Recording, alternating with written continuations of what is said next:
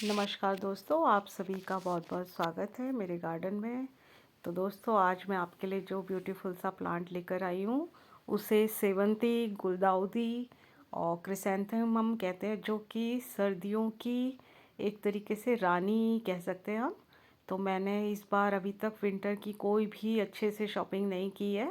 दिवाली वाले दिन मैं 4-5 प्लांट लेकर भी आई थी, लेकिन मैं वो वीडियो भी नहीं शेयर कर पाई। तो मैं अपने पुराने ही प्लांट आपको दिखा रही हूँ कि बिना मेहनत के देखिए, ना मैंने कोई कटिंग ग्रो की है। और ये बिल्कुल मुरझा गए थे गर्मियों में प्लांट्स, लेकिन जैसे ही इनका मौसम आया है तो ये हरे भरे हो गए हैं। और सबसे बढ़िया बात है कि इन पे इतनी सारी बर्ड्स निकली हुई है। तो आज का वीडियो मैं आपको पहले दिखाती हूँ कि मेरे पास कौन कौन से गुलदाउदी के प्लांट्स हैं।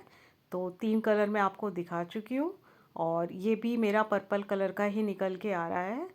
तो कुछ मैंने कटिंग्स भी ग्रो की थी, और बिल्कुल बिना किसी रूटिंग हार्मोन्स के यूं ही बस कट करके।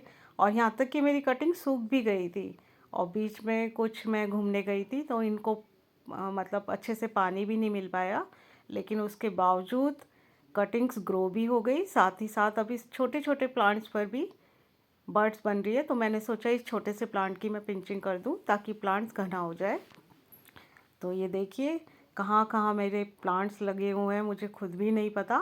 जब ये सर्दियों का मौसम आता है तो ये निकल कर आ जाते हैं। तो अब हमारा फ़र्ज़ बन जाता है कि जब ये बिना किसी मेहनत के इनमें बर्ड आ गई है और ये अब फ्लावर हमें देने वाले हैं, तो अब हमारा भी फ़र्ज़ बन जाता है कि इनको कुछ हम फीडिंग करा दें, ताकि ये छोटे से प्लांट्स में जो बर्ड बनी है वो अच्छे से खिल जाए और फूलों की रंगत भी अच्छी हो। तो इसके लिए आपके पास बहुत से विकल्प रहते हैं, जैसे कि आप केमिकल खाद की तरफ भी जा सकते हैं। लेकिन क्योंकि मेरे तो प्लांट्स ज़्यादातर मैं ऑर्गेनिक और किचन से निकली हुई चीज़ों का ही यूज़ करती हूँ। तो आज मैं दिखाती हूँ कि वैसे तो मेरे गार्डन में, अगर मैं आपसे बात करूँ तो मतलब बहुत ज़्यादा फ्लावर्स नहीं आए हैं, खाली गुलदाउदी ही है। तो आज मैं इसी में कुछ अपने फर्टिलाइज़र ऐड कर रही हूँ। तो ये ब्लैक जो कलर का जो पानी आप देख रहे हैं वो मुझे इन उपलों को भिगाकर मिला है।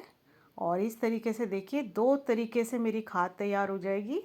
तो कम से कम 5-6 दिन इन उपलों को, 2 उपलों को मैंने भिगो के रख दिया था। अब ये दोनों उपले मैंने अलग से रख दिए हैं, और इनको थोड़ा सा मैं टुकड़े टुकड़े में इनको कर दिया है।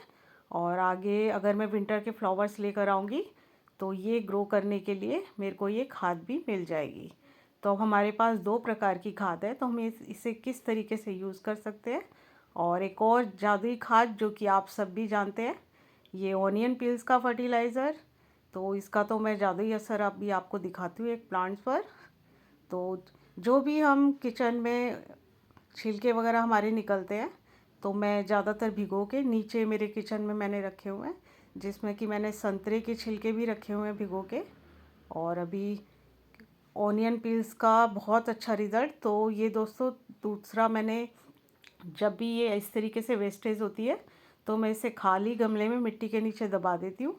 तो जब मैं नए प्लांट्स लगाऊंगी तो उसके लिए भी हमारी मिट्टी जो है वो रेडी हो जाएगी। ज़रूरी नहीं है कि आप बहुत लंबे प्रोसेस से खाद बनाएं, इस तरीके से थोड़ा थोड़ा भी, क्योंकि बहुत मुश्किल हो जाता है। तो दोस्तों, बात करी थी मैं जादुई की, तो देखिए ये जो मेरा गुड़हल है, पूरी गर्मी तक इसमें फ्लावर नहीं आए हैं, लेकिन अब ये बर्ड पे आ गया, आप देख सकते हैं। ये मल्टी पेटल्स वाला है, हालांकि इसका एक फूल खिला था जिसकी मैं वीडियो नहीं शेयर कर पाई। तो प्याज के, मतलब आप कह सकते हैं जिस पे फ्लावरिंग ना भी हो रही हो, अगर उस प्लांट पे भी आप ये प्याज का जो फर्टिलाइज़र होता है आप डालते हैं तो बहुत ही जादुई असर होता है। तो बात करते हैं अपने, ये जो मैंने जिसे उपले कहते हैं। तो अगर आपके प्लांट की मिट्टी इस तरीके से बिल्कुल सख्त हो रखी है और बिल्कुल प्लांट में किसी भी फर्टिलाइज़र को ऐड करने की, जैसे कि कोई भी खाद ऐड करने की जगह नहीं है, तो आप हमेशा लिक्विड फर्टिलाइज़र का यूज़ करें। और इस तरीके से थोड़ी सी गुड़ाई पॉसिबल हो। ये मेरा पारिजात का प्लांट है, इस पे बहुत अच्छे फ्लावर आ रहे थे, लेकिन बीच में मैं कहीं चली गई जिसकी वजह से प्लांट्स की सारी कलियां मुरझा गई, क्योंकि 4 से 5 दिन इन्हें पानी नहीं मिला।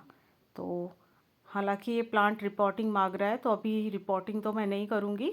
तो इस तरीके से इसकी जितनी भी हो सकेगी साइड से मैं गुड़ाई करके इसमें लिक्विड फर्टिलाइज़र दूंगी। और ये देखिए मैंने कई लगाई थी कटिंग्स, तो अब ये दिखाई दे रहा है कि ये पारिजात की हार श्रृंगार की एक कटिंग मेरी ग्रो हो गई है। तो इस तरीके से आप उपले की खाद बना लीजिए। आपके पास दो विकल्प हो जाएंगे। एक तो आप इस तरीके से लिक्विड फर्टिलाइज़र, इसमें आप देख सकते हैं कि पूरी बाल्टी मैंने भर लिया है सिंपल पानी से, और इसको जितना डाइल्यूट करके आप डालेंगे तो आपके पौधे को भी नुकसान नहीं करेगा, और क्वांटिटी की कोई ऐसी बात नहीं है। और अब तो सर्दी का समय है, तो आप चाहें तो इसे दिन में सुबह कभी भी डाल सकते हैं। और सचमुच इतना कमाल का असर आप देख सकते हैं कि अपराजिता के सभी प्लांट्स की रंगत आप देख सकते हैं। ना सिर्फ हम फ्लावर की बात करें तो गुलाब पर भी आप देख सकते हैं कि कितनी सारी बड बनी है, जिससे कि हम कहते हैं कि गुलाब जो है बहुत हैवी फीडर है। लेकिन दोस्तों बस इस प्लांट को भी इसी तरीके के फर्टिलाइज़र घर से निकले हुए मिलते हैं। और अगर हम लोग इसी तरीके से गोबर के उपले का इन चीज़ों का यूज़ करेंगे तो मुझे लगता है कि अगर हम इस तरीके की गोबर की खाद का यूज़ करेंगे तो गाय माता की कहते हैं गोबर की डिमांड बढ़ेगी। तो जिस चीज़ की डिमांड बढ़ती है तो फिर गाय माता को इस तरीके से अगर वो दूध नहीं देती है तो उनके साथ बहुत अत्याचार किया जाता है। तो अगर हम सिर्फ एक गोबर की खाद का भी यूज़ करते हैं तो काफ़ी कह सकते हैं कि दूध ना देने वाली गाय की भी इस तरीके से सुरक्षा हो सकती है, ऐसा मेरा सोचना है। तो बाकी आप लोगों की अपने अपने गार्डन में, क्योंकि कुछ लोगों को बहुत सारे फ्लावर भी चाहिए होते हैं। आप देख सकते हैं कि इस वक्त मेरे गार्डन में कोई बहुत अच्छे फ्लावर्स नहीं है, लेकिन कोई बात नहीं। अभी हमारा फ़र्ज़ बनता है कि जो हमारे परमानेंट प्लांट्स हैं हम उनको अच्छे से उनकी केयर कर सकें। और जल्द ही मैं भी विंटर के प्लांट्स कुछ ऐड करूँगी। हालांकि कुछ पिटूनिया के और गेंदे के मैं लेकर आई हूँ। तो बस इस तरीके से हम अगर ऑर्गेनिक चीज़ों का यूज़ अपने प्लांट्स पे करते हैं तो काफ़ी हम प्रकृति में सहयोग दे सकते हैं, और साथ ही साथ हमारी जो पॉट्स की मिट्टी है वो पूरी तरीके से उपजाऊ बन जाएगी। तो मिलते हैं नेक्स्ट वीडियो में।